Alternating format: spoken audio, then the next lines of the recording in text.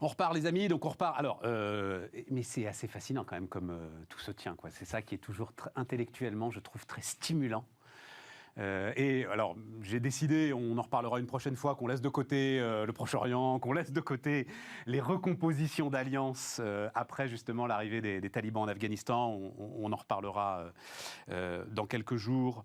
Mais donc, restons en Europe. Et alors, en Allemagne. Donc, élection allemande.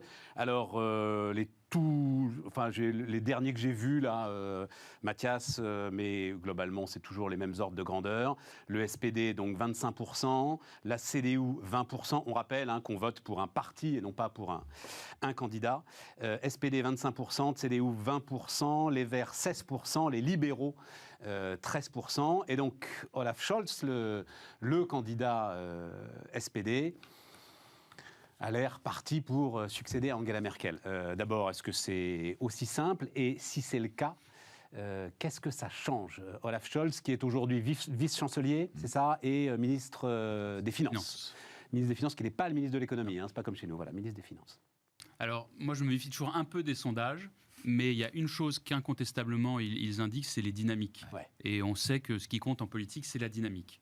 Depuis quelques semaines, il y a une dynamique social-démocrate très forte en Allemagne, dû, à mon avis, en partie à une énorme bourde du candidat conservateur. Vous avez peut-être vu les images. Armin Laschet, où on le voit hilar pendant une allocution du président fédéral au moment des inondations, et où il est mort de rire. Alors, ça c'est affreux, mais je pense qu'il y a aussi des choses de plus long terme.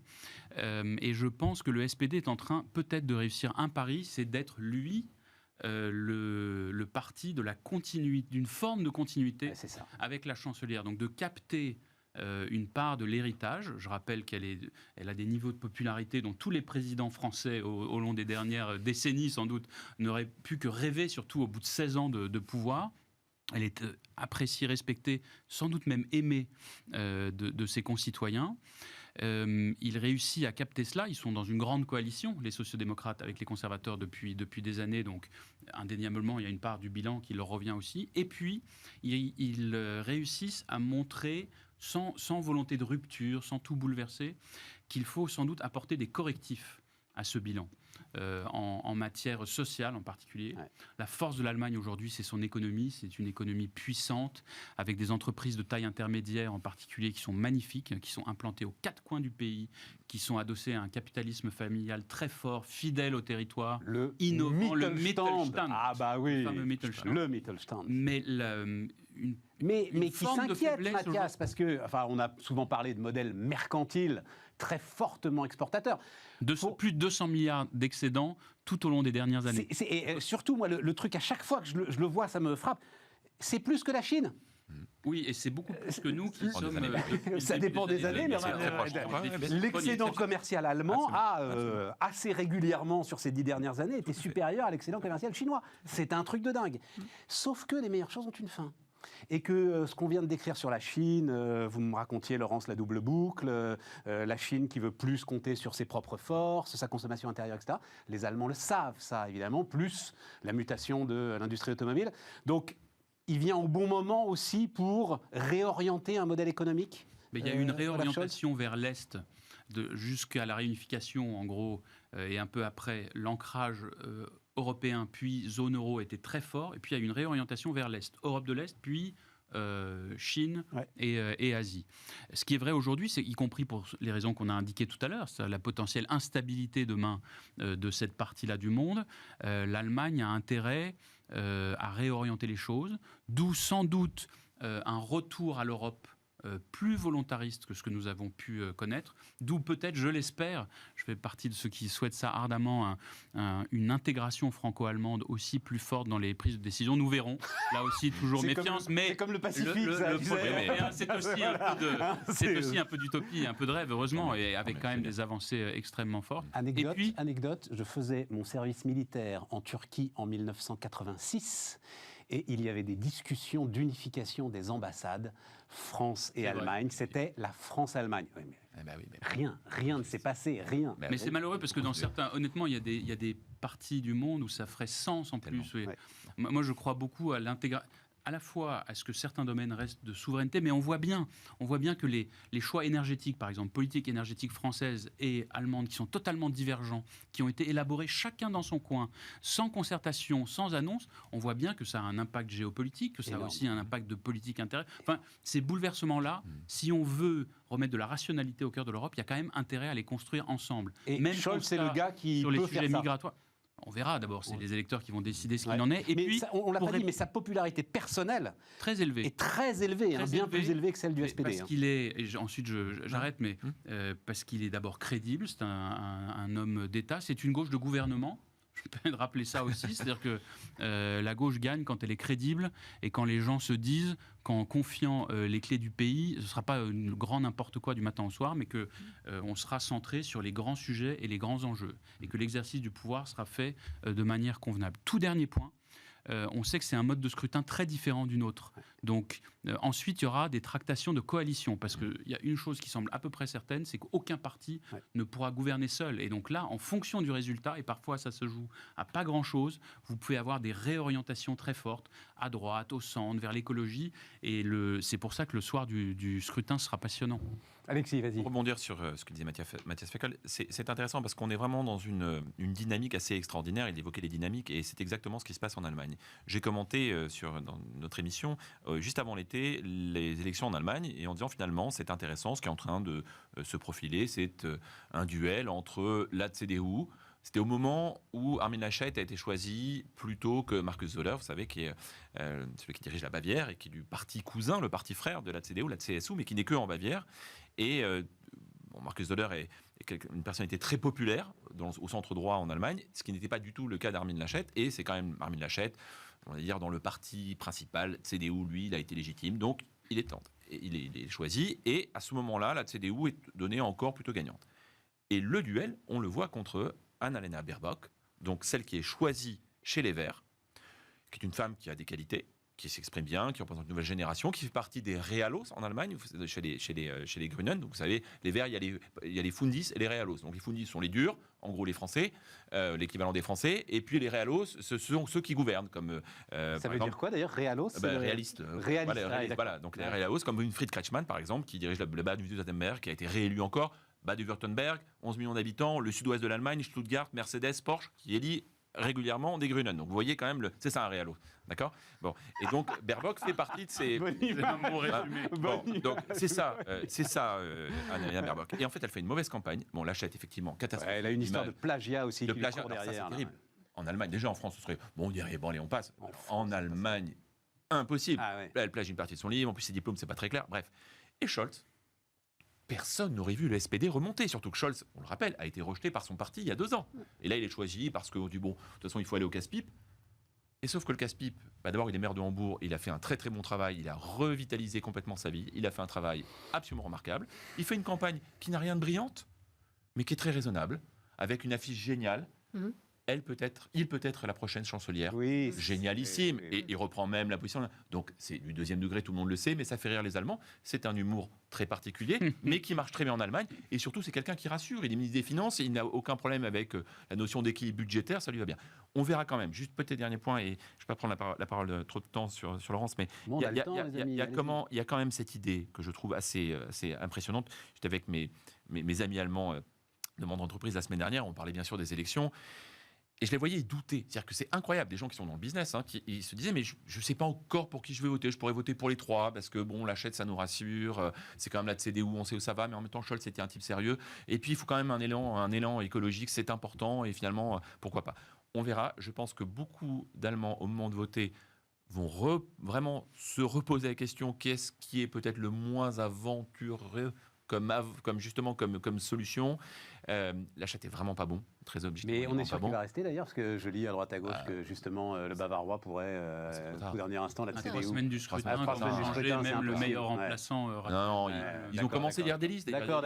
Alors après, ça va être toujours Mathias Feckl l'a rappelé, c'est bien sûr une histoire de coalition. Quel va être le rôle des libéraux? On l'oublie, mais le FDP, donc le parti des libéraux, et c'est très important et bravo, parce que c'était un parti qui était tombé à 5% dans les élections. Or là, il est donné à 12-13%. Encore une fois, on verra.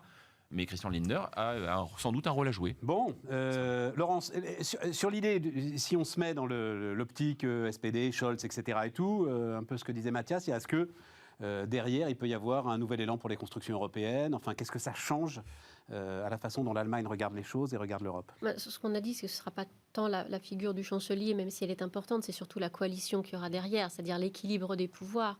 Et si on a une coalition telle qu'elle ressort actuellement des sondages, encore une fois, il faudra que les sondages soient confirmés, mais la tendance est là, ce qu'on appelle la coalition feu tricolore, c'est-à-dire à la fois la SPD, les libéraux et les Verts. L'engagement européen de ces partis est assez affirmé, avec, on verra, les écologistes qui auront, après, quelles seront les parités et les poids de chaque parti au sein de la coalition. Mais on verra que l'influence des Verts, l'influence des libéraux, ils ont tous un engagement européen. Donc, même si ce n'est pas tant le chancelier qui va marquer le chemin, mais ce sera vraiment la coalition, je pense que sur l'engagement européen de l'Allemagne, il n'y a quand même pas trop de doute à avoir. Les libéraux, peut-être un mot sur les libéraux, parce que c'est un parti très intéressant en Allemagne. Je les connais très mal, donc je suis... C'est un parti méconnu en France, qui a eu souvent un rôle charnière, c'est-à-dire qu'il a fait et défait les coalitions. Il a pu être en coalition avec la droite comme avec la gauche social-démocrate, et parfois d'ailleurs en basculant de l'un à l'autre, c'est lui qui a changé le chancelier. Il y a 3 grandes tendances, à mon sens, chez les libéraux allemands. Vous avez les libéraux attachés aux grandes libertés, et aux droits de l'homme, aux droits affirmés dans la Constitution, à l'état de droit, à la justice. Vous avez les libéraux attachés à la liberté économique, et qui sont très présents dans les milieux économiques allemands. Et puis, vous avez une 3e tendance, qui, à mon avis, n'a rien à voir avec le libéralisme d'ailleurs, qui est un peu libéraux, tendance autrichienne, c'est-à-dire, en fait, assez poujadiste, parfois vraiment d'une droite extrêmement dure, avec des tendances anti-européennes, une espèce d'anti-impôt basique, un peu stupide, etc., et qui, ces dernières années, a souvent un peu pris le dessus. Ils sont dans le même parti, ces 3... Ils sont tous les 3 dans le même parti, qui dans la crise, dans la question de la coalition, les réfugiés ont été absolument lamentables, qui sur la Grèce ont été lamentables. Et donc, il y a ces 3 tendances dans ce parti-là. Et il y a aussi la question ensuite, s'ils participaient à une coalition gouvernementale, lesquels de ces 3 courants, comme on dirait en France, très important, prennent le dessus. Mais c'est un parti passionnant et encore une fois très important en Allemagne, vous avez raison de l'indiquer. Parce que, juste un mot à préciser aussi utilement, monsieur l'historien de l'économie, le libéralisme en Allemagne n'a pas un... Bah oui, mais il faut en dire un mot. Bien sûr. L'ordolibéralisme, il faut en dire un mot. Parce que c'est quand même, comment est-ce qu'on va appeler ça? Un libéralisme sous contrôle. Voilà. Exactement. Alors, l'ordolibéralisme... Un mot, bien sûr, l'ordolibéralisme, c'est le libéralisme, je vais l'appeler comme ça, à visage humain. Alors, pourquoi je l'appelle à visage humain? Parce qu'il a été fondé par un certain nombre de professeurs d'économie, et notamment l'école de Fribourg, mais pas que. Par exemple, le plus grand théoricien de l'ordolibéralisme, qui est Wilhelm Röpke, lui n'était pas de Fribourg. Et Röpke a écrit des textes assez forts sur l'idée qu'il faut la liberté économique, mais il faut aussi un État qui soit très présent. Et l'État doit avoir 2 rôles. Il doit avoir un premier rôle, c'est d'organiser l'économie. C'est-à-dire, contrairement aux libertariens autrichiens, où il y a l'ordre spontané chez Hayek, chez les ordolibéraux, la liberté, ça, elle s'organise. Voilà. Elle s'organise d'un point de vue juridique, elle s'organise avec des institutions, il faut une liberté des prix, il faut de la rigueur budgétaire, mais tout ça pour créer un ordre dans lequel les intérêts privés peuvent s'exercer. Mais ça va plus loin. C'est aussi une philosophie, l'ordolibéralisme. C'est une philosophie sur une certaine conception de l'humain. Il n'y a pas que l'économie. Röpke écrit il n'y a pas que la loi de l'offre et la demande. La société heureuse n'est pas qu'une question de prix et d'économie de marché. Il faut aussi de la culture, de l'éthique, de l'art, le sens de la communauté, le sens de la solidarité. C'est très, très, très influencé par la pensée chrétienne rhénane. Et donc cette pensée-là, elle est toujours forte. Elle a sans doute perdu de l'importance. Et le risque pour la CDU, c'est après 16 ans de pouvoir, elle ne s'est pas renouvelée, elle ne s'est pas recréée. Mais la CDU, c'était bien cette idée de porter le message de l'ordolibéralisme avec ses différentes composantes. Avec quand même un dévoiement du système dans une endogamie, et notamment, alors c'est très vrai pour l'industrie automobile, vous vous retrouvez avec une endogamie entre banques régionales, elles-mêmes sous perfusion, conseils régionaux et pouvoirs politiques, et industrie qui se débarrasse de l'ensemble de la concurrence au nom justement de l'organisation du marché. Oui, mais c'est anti-ordolibéral puisque les ordolibéraux sont extrêmement attachés à la concurrence. Parce que justement, toute constitution de monopole dans l'idée des ordolibéraux, on peut la contester, mais dans les idées des ordolibéraux, il y a cette idée que la concurrence est absolument nécessaire c'est absolument, c'est même vital dans le fonctionnement de l'économie, parce que dès qu'il y a des constitutions de monopole, il y a des abus de pouvoir, et donc il y a ces dévoiements, comme vous l'évoquez, et c'était ce qui se passe notamment en Allemagne. Mais c'est vrai, Alexis, que l'une des fragilités, c'est le système bancaire allemand, qui, enfin, on l'a vu en 2008, et si Angela Merkel à un moment a vacillé, c'est en 2008, c'est quand même lié beaucoup à ce que ces banques régionales, en fait, agissent sous ordre. Voilà, c'est des espèces de Crédit Lyonnais en un peu meilleure santé que le Crédit Lyonnais. Oui, ça fait partie du capitalisme rhénan. Voilà. Et dans le capitalisme rhénan, il y a aussi une proximité du financier avec l'industriel et l'entrepreneur. Il y a sans doute des dérives. C'est un modèle qui a plutôt quand même bien fonctionné. Oui, non, mais l'Allemagne reste un pays, on le sait assez peu, je trouve. C'est une intégration, on peut dire endogamie, on peut aussi dire qu'il y a une prise de décision dans les banques très proche du terrain, une connaissance des entreprises. Il y a aussi des bons côtés. Il y a aussi, on évite globalement le too big to fail. Enfin, il y a pas mal d'avantages. Sur l'ordolibéralisme, et d'ailleurs, ce serait intéressant de regarder le positionnement d'Olaf Scholz par rapport à cela, parce qu'il est d'une très grande rigueur. C'est-à-dire que il est d'une orthodoxie financière absolue, très loin, y compris de ce que pense la droite en France. C'est-à-dire que c'est un homme de gauche en Allemagne. Non, mais franchement, donc les sujets sont quand même très différents. Il y a un livre passionnant là-dessus qui s'appelle The Globalists, sur l'ordolibéralisme. Alors c'est l'analyse vue de gauche, donc beaucoup plus critique, y compris qui analyse en quoi ça peut enserrer la décision publique, empêcher de faire du volontarisme économique, mais qui me semble intellectuellement d'une grande honnêteté, qui retrace la naissance de ce courant, ses apports et puis aussi ses limites, ses difficultés parfois, parce que c'est sans doute quand même une des philosophies qui contraignent beaucoup l'action de l'Allemagne en Europe, ou en tout cas qui empêche l'Allemagne de répondre à beaucoup de propositions françaises, y compris celle du président Macron. Je pense qu'il y a toujours cette... sur l'ordolibéralisme, ça crée des craintes d'intégration financière et budgétaire. Voilà, non, mais je voulais aller sur ce terrain-là, de toute façon. C'est ce qui a freiné quand même pendant très longtemps d'aller sur les eurobonds. On peut... Non, mais on peut... Je pense que c'est extrêmement présent jusqu'au cœur du débat politique allemand. Non, parce que, les amis, je vais vous laisser continuer, mais ce sur quoi je voulais terminer ça, c'est que on a quand même là, on est très heureux, 6% de croissance, tout ça, machin, tout va bien, Banque Centrale Européenne, tout à zéro, blablabla. À un moment quand même, le réveil va sonner. Oui. Et la question, c'est de savoir, donc 3% de déficit public, 60% d'endettement sur PIB, enfin voilà, tout ça. Est-ce que Olaf Scholz ou le SPD ou la coalition allemande va voir les choses sous un nouveau jour en disant, OK, il y a un monde d'après, on va dire ça comme ça, dans la rigueur budgétaire européenne, ou est-ce qu'il ne faut pas compter dessus une seule seconde ? Moi, simplement, ensuite, effectivement, je crois qu'il y a un grand temps de parole de retard. Non, mais on n'est pas... La France a fait plus de 60 ans, près de 70 ans de dette Covid. L'Allemagne a fait 5 ou 6 ans. Voilà, donc vous avez des finances qui sont bien tenues, qui permettent en période de crise de faire les choses, mais en restant maîtrisées. Qu'est-ce que tu appelles 70 ans de dette Covid ? Le remboursement. La durée de remboursement de la dette, il y a un papier dans les Échos il y a une quinzaine de jours très intéressant là-dessus, prouve l'emballement de notre endettement français et la manière plus rigoureuse. Moi, je ne conteste pas parce qu'il y a eu un volontarisme français, donc je ne veux pas du tout critiquer, ce n'est pas le but. En gros, on s'est endetté 7 fois plus que les Allemands pour la même crise, quoi. Voilà. Oui, et puis nous partions d'une situation... Non, mais ce que je veux dire, c'est est-ce qu'on va retrouver...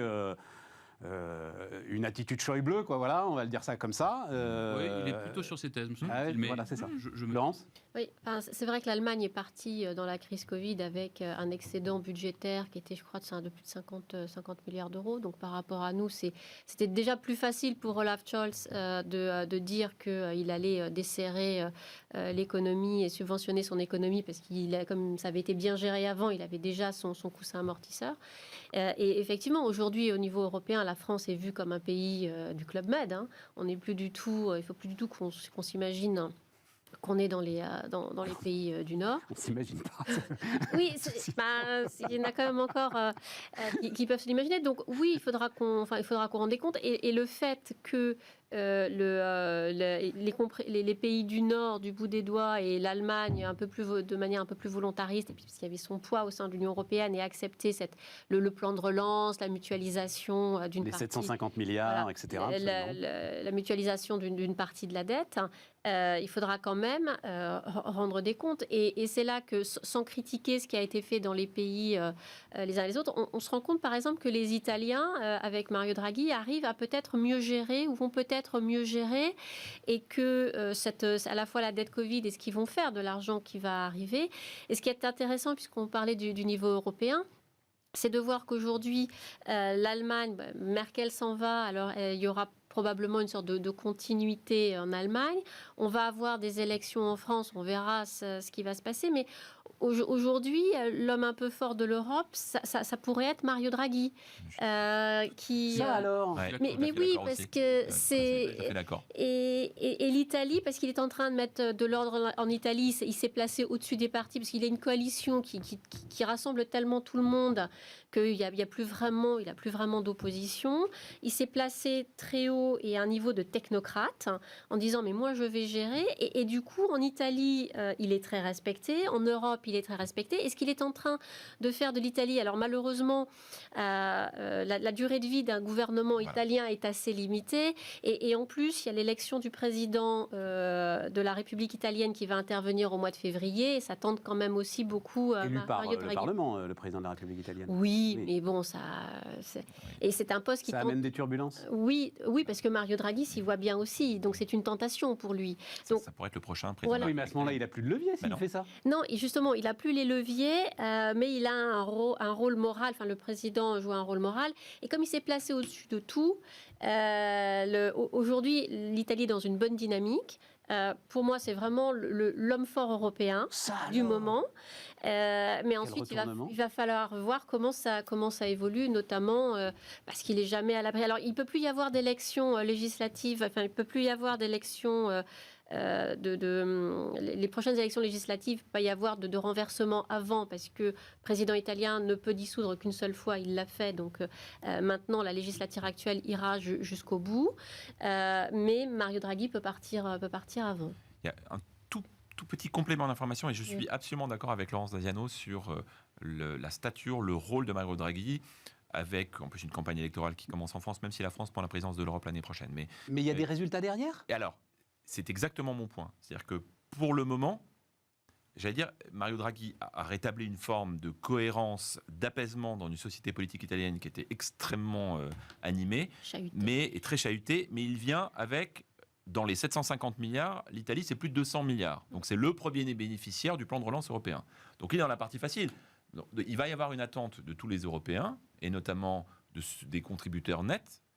Bien sûr l'Allemagne, mais encore une fois, l'Allemagne, sur le plan de relance européen, a joué le jeu, n'a jamais été avec les pays frugaux, a justement pu assurer ce rôle de transmission entre les Néerlandais, les Autrichiens et les Scandinaves d'un côté et les Latins de l'autre qui avaient besoin d'argent. Et donc l'Allemagne a joué vraiment joué le jeu européen, parce que c'est toujours le pays le plus gros contributeur net. Bon, eh bien, pour Mario Draghi, il a finalement assez peu de temps pour être celui qui restaure une certaine forme de cohérence européenne, qui renoue avec l'élan européen, en tout cas l'ambition européenne, du grand projet européen. Il en a la capacité, mais il faudra qu'il y ait des résultats sur l'économie italienne assez vite, parce que, en étant le premier bénéficiaire de loin du plan de relance européen, il va falloir que ça puisse se voir dans les résultats. Il faudra voir les résultats en termes d'économie, en termes de transformation d'un pays qui a un certain nombre de retards, qui a aussi des entreprises absolument magnifiques. Tu ne peux pas voir des résultats sur un plan et de c'est relance, tout le sujet. de modernisation de l'industrie, de remise à niveau du Sud. Quand Draghi prendra un peu de recul, que ça soit l'année prochaine en février à la présidence de la République ou à la fin de la législature l'année suivante, on peut être sûr que derrière il y aura une forme de continuité. En tout cas, il va tout faire pour choisir une équipe qui sera dans la continuité. Le seul risque, c'est Fratelli d'Italia, qui moi me fait plus peur, qui est le parti de droite eurosceptique, assez conservateur, voire très conservateur, et qui pourrait faire à nouveau déraper la politique italienne. Mais pour l'instant, on n'en est pas encore là. C'est le risque d'avoir un Mario Draghi qui n'assure pas sa succession. S'il assure bien sa succession et que l'Italie se transforme, et elle est en train de se moderniser, c'est incroyable ce qui est en train de se passer, notamment dans l'informatisation. Ce sont des choses très basiques. L'informatisation de l'administration italienne, on critique la bureaucratie française, mais ceux qui sont confrontés à la bureaucratie italienne relativisent. On en est là aujourd'hui. Bon, Et Mario Draghi se donne les moyens de le faire. Enfin, c'est-à-dire qu'il réforme son administration, l'administration du Conseil, pour créer la structure fixe qui va gérer les fonds à long terme et ce ne sera pas basculé d'un service à un autre. Les projets d'investissement dans les infrastructures. Donc, il se donne vraiment les moyens de le faire. Maintenant, effectivement, il faut en attendre les résultats. Juste un mot de conclusion, Mathias, quand justement je faisais ce service militaire, je discutais avec l'ambassadeur d'Allemagne en Turquie qui disait de toute façon, mais vraiment un mot, il disait, mais de toute façon, l'Allemagne, enfin les Allemands sont le plus européens des peuples européens. Nous savons que c'est notre seul destin. Il le martelait. Vous êtes d'accord avec ça, Mathias? C'est toujours vrai? Je suis d'accord que ça a guidé toute la construction politique allemande depuis 1945, l'ancrage européen et l'attachement à la Constitution, ce que Habermas et d'autres ont appelé le patriotisme constitutionnel. Je ne suis pas sûr qu'aujourd'hui, ça soit encore... Il y a comment dire, l'ancrage européen pour tous les gens sérieux dans l'espace public allemand, dans le débat public allemand, est incontournable. Donc il n'y a aucun doute là-dessus. Mais je ne suis pas sûr que cette référence au passé soit encore aussi structurante qu'avant, parce qu'il y a un changement de génération, et avec l'arrivée au pouvoir de générations qui n'ont pas connu cela. Donc, à la fois, cet héritage terrible reste présent. Je pense qu'aujourd'hui, l'attachement européen reste profond, mais n'est sans doute plus autant adossé au passé et à l'histoire. Merci, madame, merci, messieurs. Et demain, Aurélie Planex. Et nous, on se retrouve lundi.